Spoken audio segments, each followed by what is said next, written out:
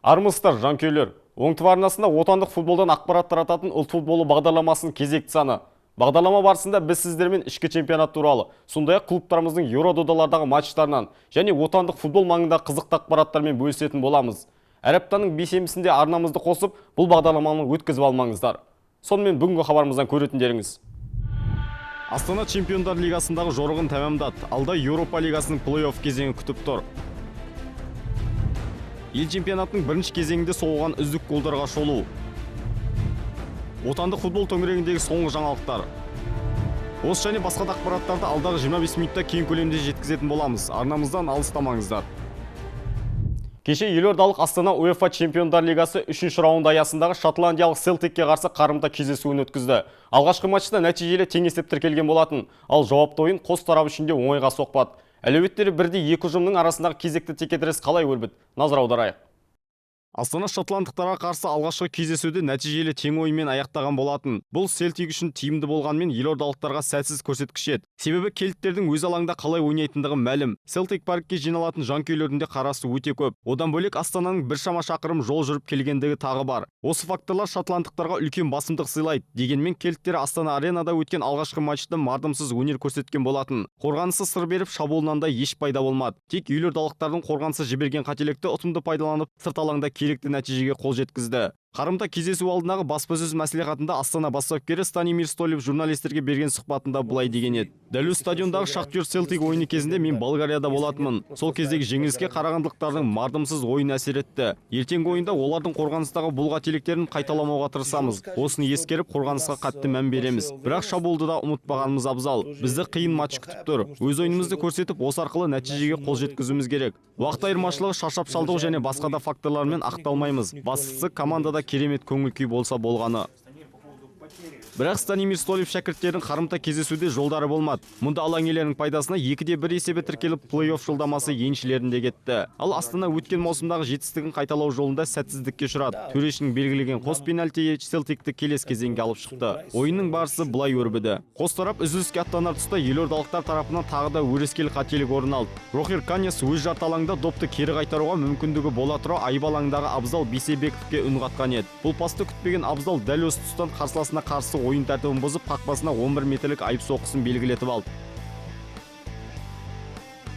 Нүктеге жақындаған Ли Гриффитс Ненад Эричті сан соқтырып кезекті голын соқты.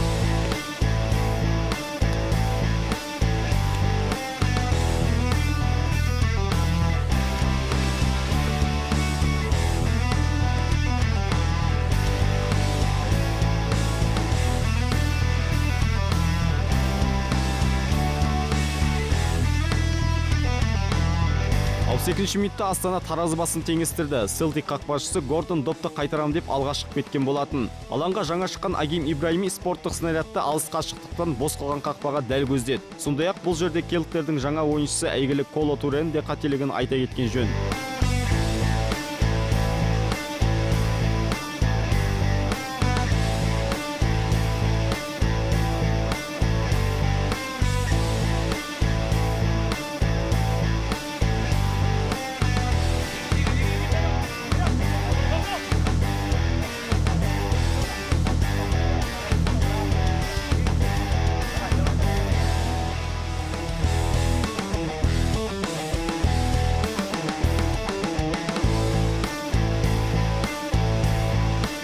Қазақстандық жанкүйерлердің үміті оянған еді, бірақ ұзаққа созылмады. Матчтың соңында біздің қақпаға тағы бір пенальти белгіленді. Бұл жолы Муста Дембелеге қарсы өз айып алаңында дөрекі ойнаған Игорь Шитов екінші сары қағазын алып алаңды босатты. Ал жас француз шабуылшысының соққысына Эрич жауап таба алмады. Осылайша Астана Чемпиондар Лигасының бұл маусымымен қош айтысты. Келесі кезеңге өту үшін оларға бір ғана гол жетіспеді. Енді оларды алда Еуропа лигасы күтіп тұр.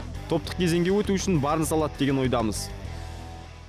Өкінішке орай Астана кәрі құрлықтың басты додасымен қош айтысты. Енді бұл маусымда Чемпиондар Лигасының әнұраны біздің елде шырқалмайды. Есесіне Еуропа лигасы Қазақстанға қайта оралуы да әбден мүмкін. Осыдан 2 жыл бұрын Қарағандылық Шахтер бақ сынаған бұл турнирдің плей-офф турына енді Астана жолдама алып отыр. Қарсылас кім болуы мүмкін?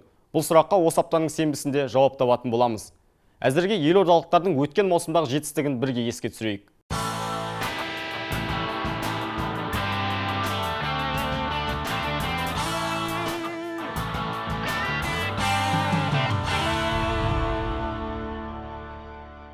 Премьер-лигада үзіліс мерзімі. Наурыздан бастау алған ел чемпионатының бірінші кезеңі өз мәресіне жетті. Алтылықтар анықталып, әрқайсысының өз мақсаттары да айқындалды. Әзірше чемпиондық атаққа Астана мен Қайрат белсенді талас жүргізіп келеді. Сондай-ақ Ертіс пен Оқжетпесті де атап өткен жөн. Ордабасы мен Ақтөбенің де мүмкіндігі сақтаулы. Тізімнен сызып тастай алмаймыз. Мұнда алғашқы төрттікті іліну әрбір команда үшін маңызды. Себебі келер жылы Еурокубокты бәсекеге араласуға мүмкіндік алады. Өйткені кубок жолындағы таласта қос астаналық ұжым финалға жолдама алды. Ал бұлардың турнирлік кестеде жоғары тұрғаны анық. Сондықтан қалған 2 жолдамаға талас қыза түспек. Енді турнирлік кестеге назар аударайық. Көштің тізгіні әлі де Астананың еншісінде. Өкшелеп келе жатқан Қайратта әзірше 46 ұпай. Үздік үштікті 41 ұпаймен Ертіс тәмамдап тұрса, көкшетаулықтарда 37 ұпай бар. Ал Ордабасы 33 ұпаймен 5-ші орында болса, алтылыққа Ақтөбе жолдама алды. Екінші бөлікті Атырау бастап тұр. Еншілерінде 28 ұпай. Одан кейінгі дәл осындай көрсеткішпен тобыл орналасса, Жетісуда 23 ұпай. 10-шы орында келе жатқан Таразда 19 ұпай. Ал бір ойынға кем Қарағандылықтар 18 ұпай алып үлгерген. Турнирлік кестені 11 ұпай бар Ақжайық қорытындылап тұр. 22 турдан соң сүрмелгендер тізімі мынадай. Өткен жылдың басты қаһарманы саналған ивуарлық Жерар Гоу биылғы маусымда да алдына жан салмай келеді. Оның еншісінде 15 гол бар. Екінші сатта Ертіске ауысып бағы жанған Роман Мұртазаев 12 голмен тұрса, дәл осындай голдық көрсеткішпен тобылдық ұжымның шабуылшысы Душан Савич орналасқан. Ал алматылық Қайраттың жас капитаны Бауыржан Исламхан олардан бір ғана гол кем болса, аз ғана уақыттың ішінде бестікке ілініп үлгерген Азат Нұрғалиевтің еншісінде 10 гол бар. Айта кетейік, Азат Астанаға ауысқалы бері ел чемпионатында 4 ойын өткізіп 4 гол соққан. Ал гол плюс пас жүйесі бойынша үздіктер мыналар. Жерар Гоу мұнда да бірінші сатты. 15 гол соғып, 5 нәтижелі пас шығартты. Оның клубтасы Бауыржан Исламхан 11 мәрте қақпаны тура көздеп, 4 рет ассист атанған. Ал Ертіс форварды Роман Мұртазаевтың көрсеткіші 12-де 3. 10 гол соққан Азат Нұрғалиев 5 рет әріптесіне тамаша пас шығарса, тобылдың сүрмелген Душан Савич 12 мәрте нысанадан мүлт кетпеді. Оған қоса бір нәтижелі пасы бар. Ел чемпионатында бірінші кезеңнің қорытындысы бойынша барлығы 315 гол соғылған екен. Тек соңғы турдағы Шахтер және Астана арасында кездесу кейін кеше келді. Сондықтан бұл матчтың нәтижесін келесі санымызда жариялаймыз. Ал қазір осы уақытқа дейін соғылған голдардың ішінен үздік 20-ны анықтайтын боламыз. Қайсысы үздік атанды? Шеруді бастаймыз.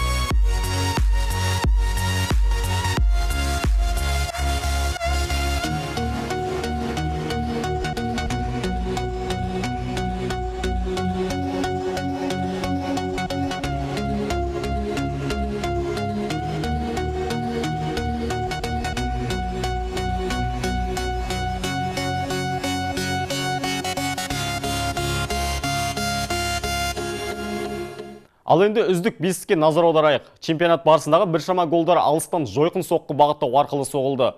Солардың бірі Александр Дамчевскийдің 12-ші турдағы тобыл қақпасына бағыттаған керемет добы. Атырау қорғаушысы нысананы алыстан көздеген болатын. Шырайнала ұшқан доп жақын бұрышқа дәл көзделді. Pass it riding high, sitting low. My name fried, but I'm getting dough. From the starting line to the end zone, we running the game and that's all that we know. When I'm coolin', just me and my team. G to a T. Tell me who haven't got beat. You want the steam? You want my beat? One of the best with immaculate steeds, and I rap to the beat with an accuracy. Gotta master the craft when you after the cheese. Trap to the sweet, pedal to the metal, never settle for the what, never settle for the beat.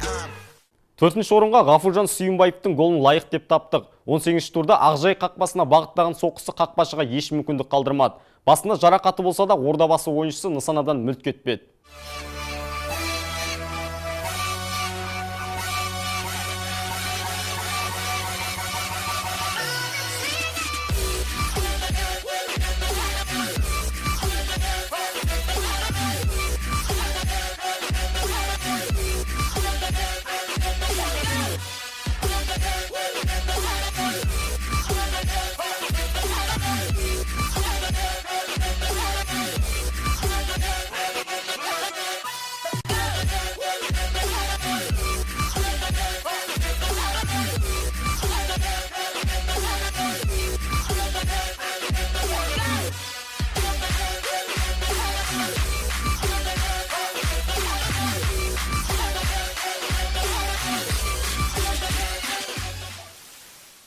Үздік үштікті Ақтөбе форварды түйіндеп тұр. 21-ші турда қарағандылықтарды өз алаңдарына қабылдаған Ақтөбе қос доп айырмасымен жеңіске жеткен болатын. Ластина Дауының қайшылап тепкен добы бұл ойында есеп ашты.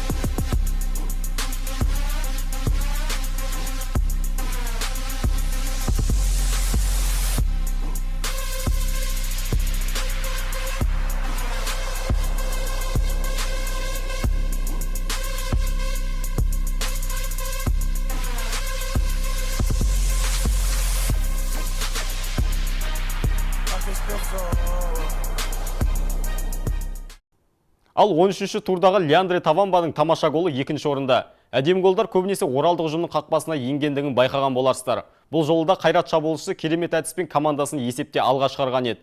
Тавамбаның пас аралас соққысы назарларыңызда.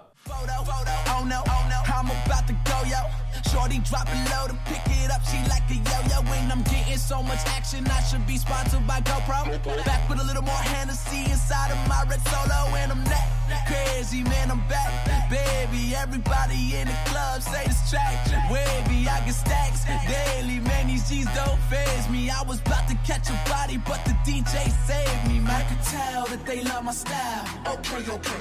In the club, we always bring a crowd. Okay, okay. Leave your girl, she might be a while. Okay, okay. I can see you in the corner staring, motherfucker. You should take a photo. Take a photo, photo, photo, photo. I swear it'll last longer if you take a photo. Take a photo, photo, photo, photo. I swear it'll last longer if you take a photo. Көптен күткен алғашқысына да келіп жеттік. Бұл орынға кім лайық? Әрине, чемпионаттың осы маусымдағы жарық жұлдызы Андрей Аршавин. Соңғы турдағы Таразға қарсы ойында бірнеше қорғаушыларды қапы қалдырып, қақпашында сан соқтырған ресейлік ойыншының голы әлеуметтік желі арқылы әлемге таралды. Біздегі голдар шеруін осылайша Аршавиннің шедеврі бастап тұр.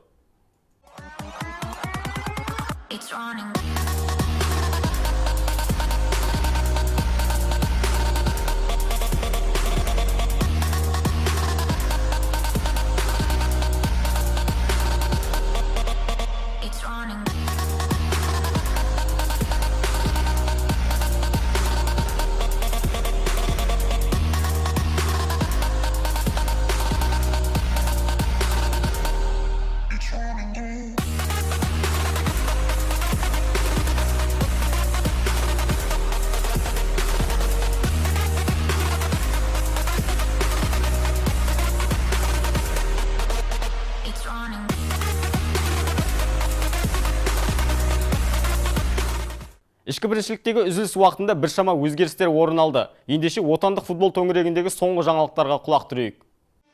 Ұлттық құрама капитаны Самат Смақов өзіне жаңа клуб тапты. Шымкенттік ұжымның баспасөз қызметі жариялағандай, ардагер ойыншы еркін агент ретінде ордабасының қатарын толықтырған көрінеді. Қос тарап арасында келісімшарт мерзімі осы жылдың соңына дейін. Айта кеткен жөн, Смақовтың соңғы клубы Ақтөбе болатын. Ағымдағы маусымда ол батыстық ұжымның сапында 13 ойын өткізіп, 5 мәрте қақпаның кілтін тапқан екен. Оның 4-еуі 11 метрлік айып соққысынан. Саматқа ордабасы клубында сәттілік тілейміз.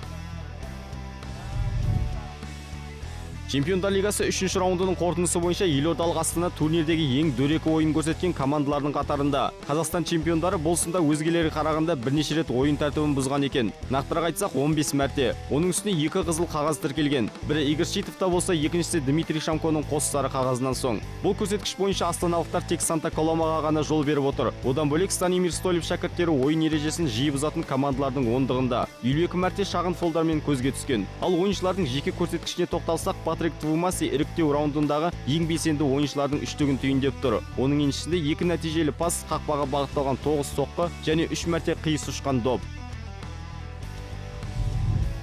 Қазақстан ұлттық құрамасының қорғаушысы Константин Энгель өз мансабын Астанада жалғастыруы мүмкін. Бұл жайында германиялық бақ өкілдері жариялауда. Osnabrücker Zeitung газетінің хабарлауынша, футболшы медициналық тексерістен сәтті өтіп, қазақстандық ұжыммен 2018 жылға дейін келісімшартқа отыр. Команда сапына Глазгодағы матч қарсаңында келіп қосылып, кездесуді тамашалаған көрінеді. 28 жастағы Энгель Қарағандының тумасы. Кеңес үкіметі құлдыраған тұста олар жанұясымен бірге тарихи отанына оралып, футболдағы кәсіби мансабын 2006 жылы Osnabrückте бастаған болатын. Араға 5 жыл салып спустық энергияға ауысып, 2 маусым сонда өнер көрсетті. Одан соң Ингольштадтында намысын қорғаған. Дәл өз клубпен Бундеслигаға жолдама алып 4 матч өткізіп үлгерді. Астанаға ойыншы еркін агент ретінде қосылмақ. Сондай-ақ ол 2012 жылы тұңғыш рет Қазақстан ұлттық құрамасын шақыртып алды. Қырғызстанға қарсы кездесуде дебют жасап, осы уақытқа дейін еліміздің басты командасы сапында 10 рет алаңға шыққан.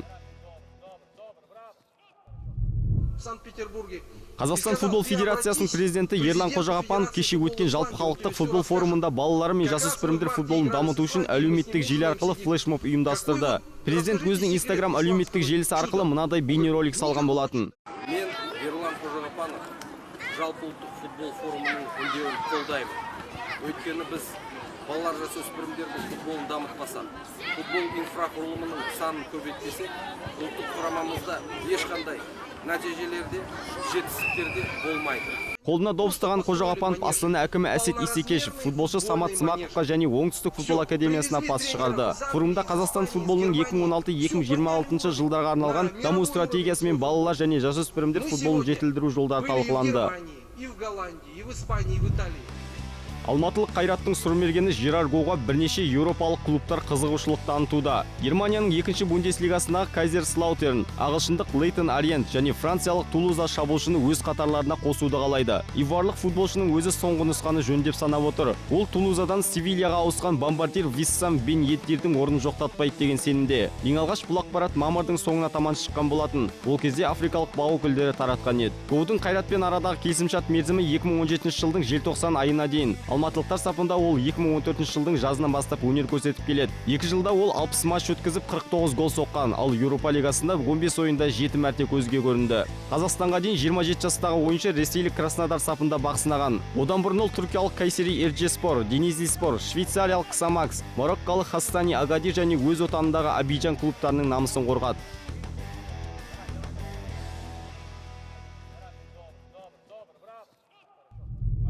Как они играют.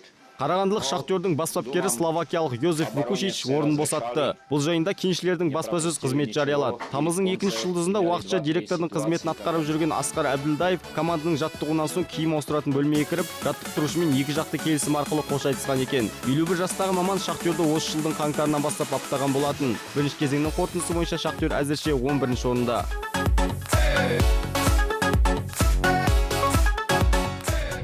Бүгінге осы құрметті жанкүйерлер, ел чемпионатындағы ұжымдарымыздың ішкі біріншілікте, сондай-ақ Еуро аренадағы ойындарына куә болғыларыңыз келсе, әр апта сайын ұлт футболы бағдарламасын жіберіп алмаңыздар. Ұсынылған видеолар үшін Қазақстан кәсіпқой футбол лигасына алғысымызды білдіреміз. Келесі кездескенше аман саулықта болайық. Спортпен шұғылданыңыздар.